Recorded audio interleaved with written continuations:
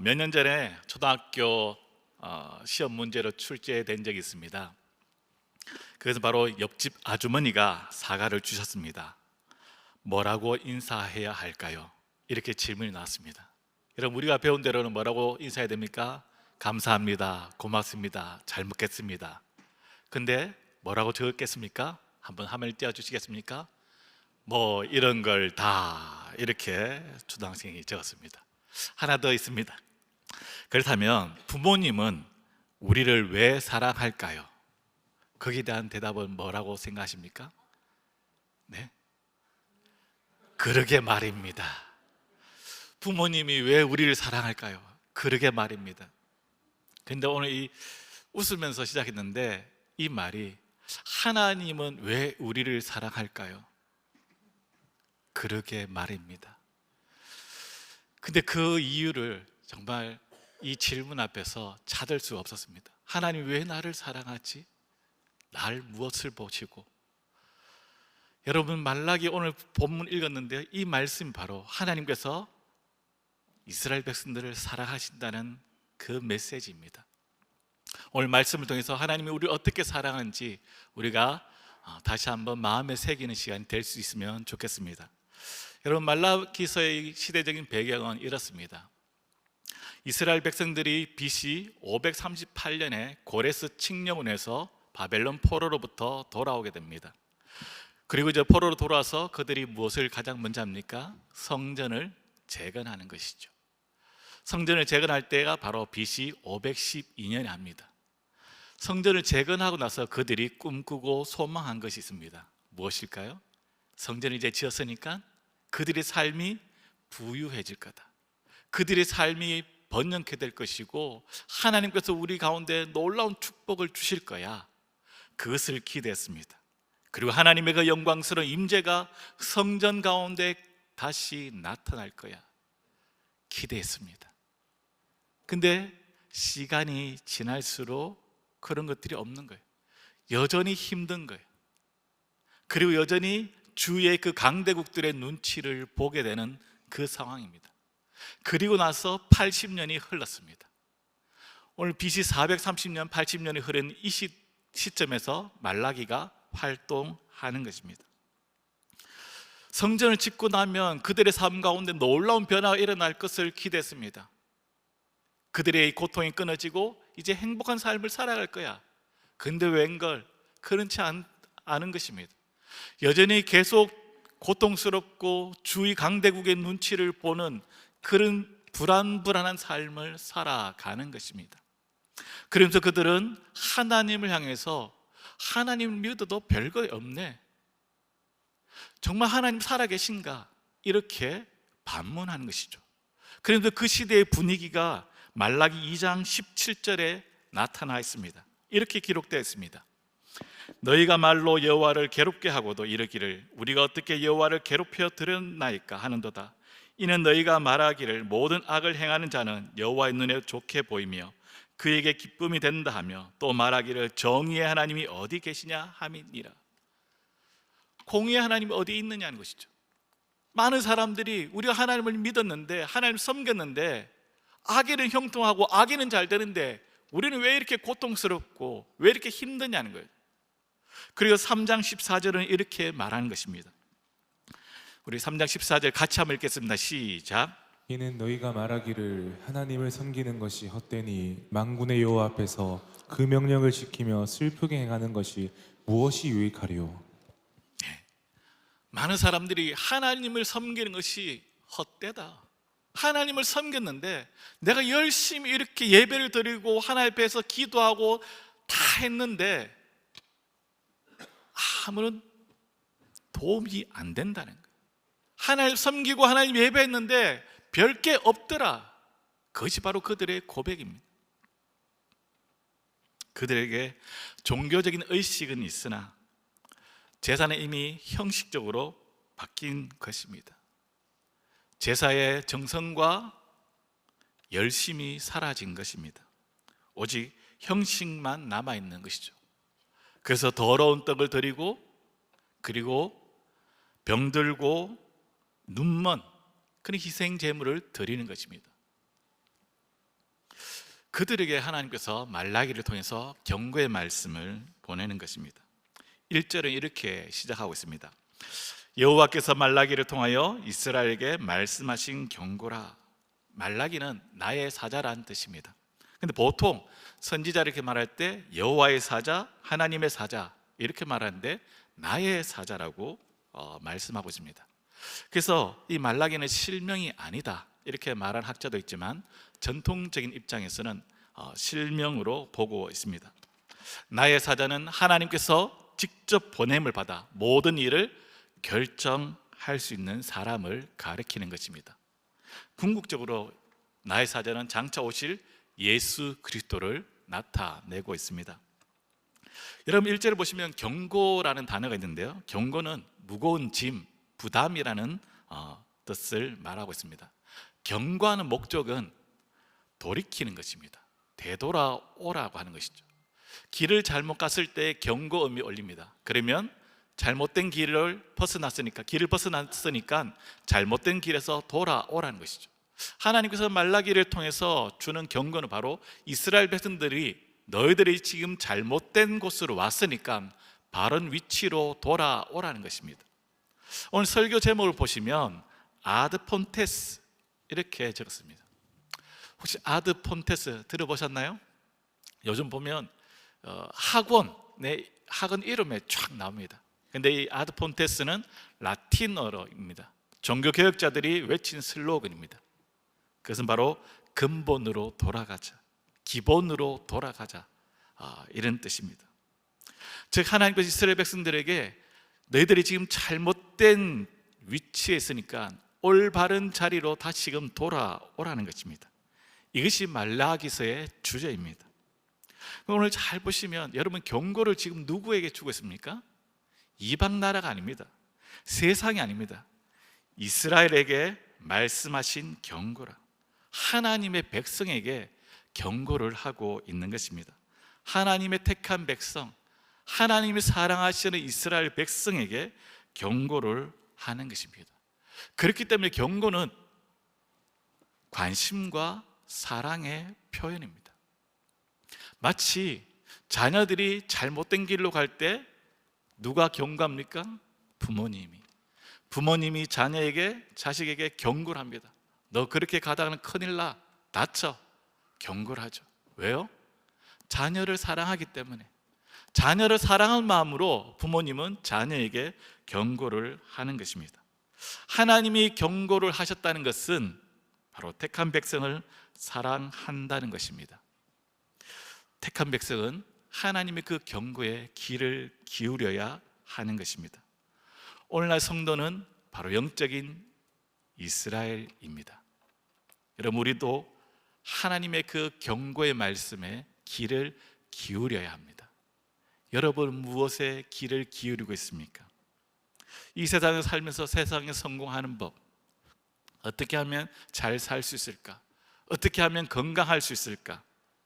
어떻게 하면 이 세상을 살아가면서 세상의 그 철학과 경제 이론, 그렇게 다른 것들에 귀를 기울이고 있지는 않습니까? 여러분 우리가 귀를 기울여야 하는 것은 다른 것이 아니라 하나님의 그 경고의 말씀, 여기에 귀를 기울여야 한다는 것입니다. 오늘 하나님께서 첫 번째로 이스라엘 백성들에게 깊은 좌절과 절망과 냉소적인 이스라엘 백성들을 향해서 주시는 그 첫 번째 메시지가 무엇입니까? 그것이 바로 2절입니다. 2절을 같이 한번 읽도록 하겠습니다. 시작. 여호와께서 이르시되 내가 너희를 사랑하였노라 하나 너희는 이르기를 주께서 어떻게 우리를 사랑하셨나이까 하는도다. 나 여호와가 말하노라 에서는 야곱의 형이 아니냐 그러나 내가 야곱을 사랑하였고. 하나님께서 이스라엘 백성들 향해서 첫 번째 그 말씀은 난 너희를 사랑한다는 것입니다. 내가 너희를 사랑하였노라. 이 사랑하였노라 이 단어를 보시면요, 시제가 우리가 현재, 과거 이렇게 있는데 미완료 시제입니다. 즉 하나님께서 과거에서부터 지금까지 계속해서 지속적으로 이스라엘 백성들을 사랑하고 있다는 것입니다. 하나님께서 이스라엘 백성들 향해서 난 너희를 사랑한다고 말씀하고 있습니다. 하나님께서 이스라엘 백성들을 사랑할 때 이스라엘 백성들의 그 자격이나 조건이나 공로를 보지 아니하셨습니다. 하나님께서 그들을 무조건적으로 선택하셨고 그들을 사랑하셨다는 것입니다. 하나님께서 이스라엘 백성들 향해서 난 너희를 사랑한다고 말할 때 이스라엘 백성들은 뭐라고 말합니까? 2절 후반절을 보시면 이렇게 말씀하는 거죠. 주께서 어떻게 우리를 사랑하셨나이까 하는도다. 하나님 이스라엘 백성들을 향해서 끊임없이 난 너희를 사랑해 그렇게 말씀하지만 이스라엘 백성들은 뭐라고 말합니까? 하나님, 언제 하나님께서 우리를 사랑했습니까? 하나님 어떻게 우리를 사랑했습니까? 이렇게 반문하는 것입니다. 그러면서 하나님께서 이스라엘 백성들에게 말씀하는 것이죠. 바로 에서와 야곱을 들어서 이야기하고 있습니다. 에서는 야곱의 형인데 하나님께서 에서를 택하지 않고 야곱을 택했다는 것입니다. 야곱을 택하면서 야곱이 에서보다 더 잘났거나 경건하거나 착한 일을 많이 했거나 그런 조건이나 자격으로 택하지 아니했다는 것이죠. 하나님께서 일방적으로 야곱을 선택했다는 것입니다. 즉 하나님께서 이스라엘 백성들에서 난 너희를 사랑한다, 즉 너희를 지금까지 택했고 너희를 이 자리로 인도했다는 것이죠. 하나님의 그 사랑은 바로 선택함을 통해서 드러난 것입니다. 그런데 이스라엘 백성들은 뭐라고 말합니까? 하나님이 우리를 사랑하신다면 하나님 그게 아니죠. 하나님 우리가 지금 너무나 지금 고생하고 있는데 이 고생하는 것으로부터 벗어나게 해주셔야죠. 물질적으로 좀 풍성하게 쓸 수 있도록 채워주셔야죠. 좀 건강을 주셔야죠. 경제적으로는 부강한 나라가 되게 해주셔야죠. 지금 강대국들이 계속 쳐들어오고 우리가 불안한 삶을 살고 있는데 눈치를 안 보는 삶을 살게 해주셔야죠. 이게 우리를 하나님께서 사랑한 증거입니다. 이렇게 하나님 향해서 반문하는 것입니다. 하나님 우리를 사랑한다면 우리가 왜 이렇게 고생을 하고 있는가? 이건 말이 안 돼. 이렇게 이스라엘 백성들이 하나님께 말씀하고 있는 것입니다. 여러분 오늘 이 이스라엘 백성들의 그 태도와 반응을 보면서 이것이 마치 우리의 모습이지 않습니까? 하나님이 우리를 향해서 난 너희를 사랑해. 과거에도 사랑했고 지금도 사랑하고 앞으로도 너를 사랑할 거야. 이렇게 말씀하고 있습니다.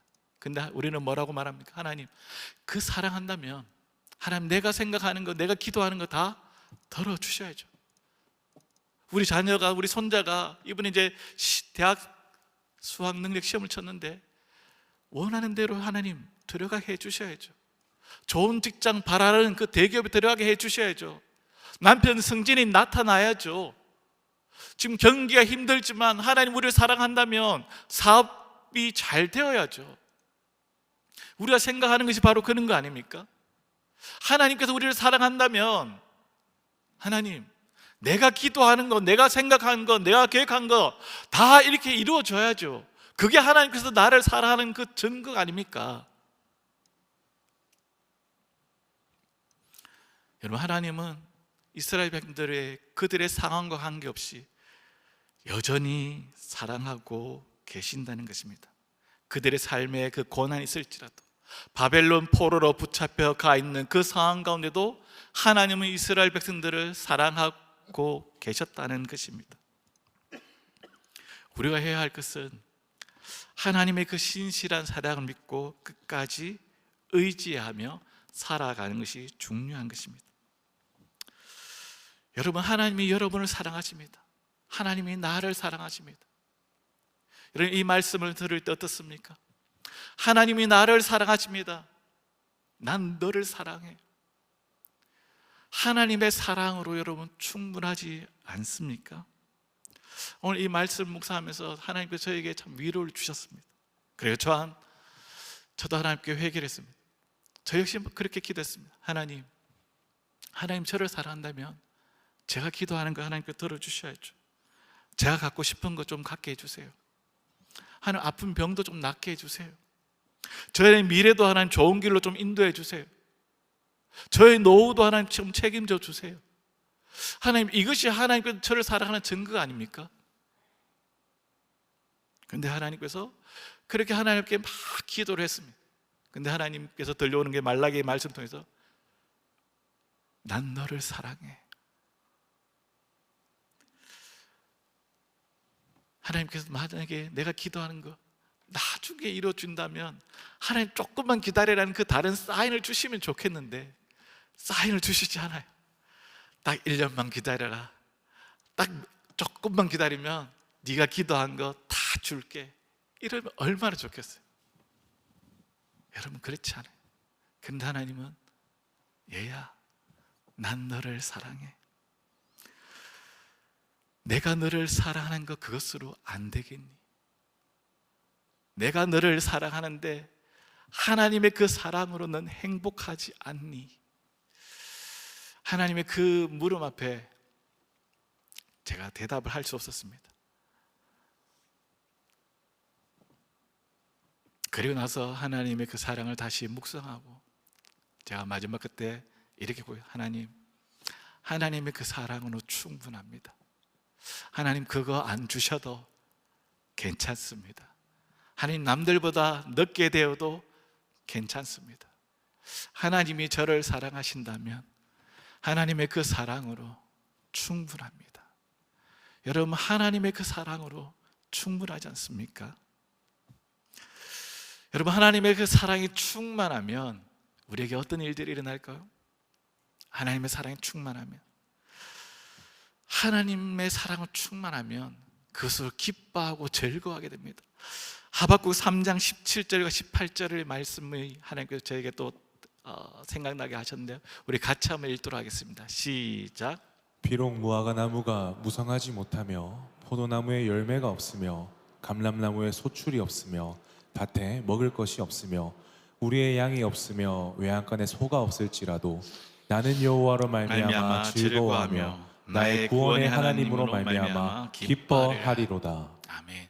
하박국 선지자 이렇게 말하잖아요. 17절에 보시면 무화과 나무가 무성하지 못하며 포도나무에 열매가 없으며 감람나무에 소출이 없으며 밭에 먹을 것이 없으며 우리의 양이 없으며 외양간에 소가 없을지라도 없을지라도 주위에 있는 환경과 상황은 낙심될 수밖에 없죠. 아무것도 위로가 되지 않아요. 그런데 하나님의 사랑으로 충만하면 바로 눈앞에 있는 그 상황과 환경에 함몰되지 않고 그 모든 상황과 환경의 너머에 계신 주님을 바라보게 됩니다. 그리고 하나님의 그 놀라운 계획하심을 깨닫게 되는 것입니다. 지금은 너무나 힘들고 어렵지만 이것이 끝이 아니라는 거예요. 하나님께서 반드시 때가 되면 우리를 회복시켜 주실 것이다. 모든 문제를 가장 아름답고 선하게 나에게 가장 좋은 길로 하나님이 인도해 주실 것이야. 이것을 바라보게 되는 것이죠. 여러분, 하나님의 사랑은 충만하면 아무 문제가 되지 않습니다. 하나님의 사랑이 충만하면 어떨까요? 누가 나에게 뭐라 해도 대수롭지 않게 넘어갑니다. 상처를 주는 말을 하잖아요. 그리고 안 좋은 말도 하잖아요. 너는 머리도 나쁘고 돈도 없고 잘하는 것도 없고 할 수 있는 게 아무것도 없잖아 너. 그렇게 말할 수 있어요. 근데 하나님의 사랑이 충만하면 어떨까요? 그래서 어쩌라고, 이게 나오는 거죠. 괜찮아요. 근데 하나님의 사랑이 충만하지 않으면 작은 말 하나도 상처가 되는 거예요. 봉사도 마찬가지입니다. 하나님의 사랑이 충만하면 어떨까요? 봉사하는 게 힘들까요? 힘들지 않습니다. 즐겁습니다. 행복합니다. 신납니다. 피곤하지 않아요. 근데 하나님의 사랑이 충만하지 않으니까 늘 허덕인 거예요. 그리고 연말이 되면 어떻습니까? 목사님, 전도사님, 저 빼주세요. 그만하겠습니다. 여러분, 하나님의 사랑이 충만해야 돼요. 이스라엘 백성들의 문제는 바로 그것입니다. 하나님의 사랑이 충만하지 않으니까, 하나님의 사랑이 식어버리니까 그들에게 있어서 가장 큰 문제가 드러나는 것입니다. 그것이 바로 무엇입니까? 바로 예배입니다. 예배 드리는 태도가 달라진 것이에요. 하나님을 향한 그 사랑이 식어버리니까, 하나님의 사랑이 충만하지 않으니까 형식적인 예배, 눈 가리고 아웅하는 예배를 드리는 것입니다. 그것이 바로 7절입니다. 7절을 우리 한번 같이 읽도록 하겠습니다. 시작. 너희가 더러운 떡을 나의 제단에 드리고도 말하기를 우리가 어떻게 주를 더럽게 하였나이까 하는도다. 이는 너희가 여호와의 식탁은 경멸히 여길 것이라 말하기 때문이라. 아멘. 하나님의 한 그 사랑이 식으니까 하나님의 제사를 드리긴 드려요. 그래 더러운 떡을 드리고 짐승을 잡아오면서도 병들고 저는 거, 험 있는 것을 갖다 드리는 거예요. 이것이 바로 그들의 문제입니다. 하나님을 향한 그 사랑이 식어지니까 하나님의 제사를 드리지만 형식적으로 드리는 거예요. 그러면서 이제 이스라엘 백성들은 더 이상 하나님을 두려워하지 않는 것입니다. 하나님을 두려워하지 않으니까 하나님 앞에 올바로 드려야 할 그 제사를 드려야 되고 성전이 강도의 소굴로 바뀌어 버리는 것입니다. 그럼 우리에게 있어서 중요한 것은 바로 하나님을 향한 그 경외심이 필요합니다. 제사를 가볍게 여기는 그 태도는 이스라엘 백성들이 영적인 병이 들었다는 것입니다. 여러분, 예배가 무너지면 다른 모든 것들이 무너지게 되는 것입니다. 여러분, 2026년 새해를 시작하면서 정말 우리가 하나님의 그 사랑 안에 있는지 우리 자신을 확인하셔야 됩니다. 나는 하나님의 사랑으로 충만한가? 하나님의 사랑을 충만하셔야 돼요. 이제 내일부터 신년 특밤이 시작됩니다. 여러분, 하나님의 사랑은 충만하면 어떨까요? 신년 특밤 기대되어지십니까? 사모되어지십니까? 오늘 밤부터 했으면 좋겠다, 이런 생각을 해야 되는 거 아닙니까? 여러분, 하나님 사랑 충만하면요, 이번에도 하나님께서 이렇게 연초부터 나에게 주실 그 은혜를 기대하게 되는 거예요. 강성 목사님을 기대하게 되고, 하나님께서 올 한 해 우리 가정에게 나에게 주시는 그 메시지가 무엇일까 사모하게 되는 것입니다. 그런데 하나님의 사랑이 식어지면 어떤 반응이 나타날까요?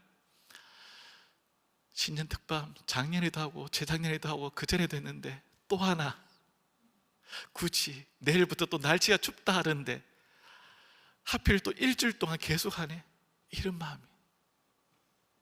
여러분, 사랑이 식어지면 저희 교역자도 마찬가지예요. 억지로 하게 돼요. 내일부터 나와야 되잖아요. 그런데 있잖아요, 사랑이 충만하면 빨리 와서 성도들에게 맞이할 준비를 하고 싶은 거예요. 근데 사랑이 식으면 월요일 쉬어야 되는데 왜 월요일부터 하지? 이런 마음이 드는 거예요. 여러분, 이번 집회를 통해서 정말 하나님의 그 사랑을 회복할 수 있기를 소망합니다. 그러면서 이제 3절과 4절은 이렇게, 3절에서는 이렇게 말씀하고 있습니다. 우리 3절을 한번 제가 읽도록 하겠습니다. 에서는 미워하였으며 그의 산대를 황폐하게 하였고 그의 산업을 광야의 이리들에게 넘겼느니라. 에서는 미워하였으며, 이것은 미워하였다는 것이 감정인 정오, 미움을 말하는 것이 아니라 미워하다의 원뜻은 선택되지 못하였다는 것입니다. 즉 유다는 하나님께서 선택해서 고향으로 돌아오게 되었습니다. 그리고 예루살렘을 회복하게 되었습니다. 그런데 에돔은 어떻습니까? 에돔도 돌아왔습니다. 그런데 그들이 회복되지 못한다는 거예요.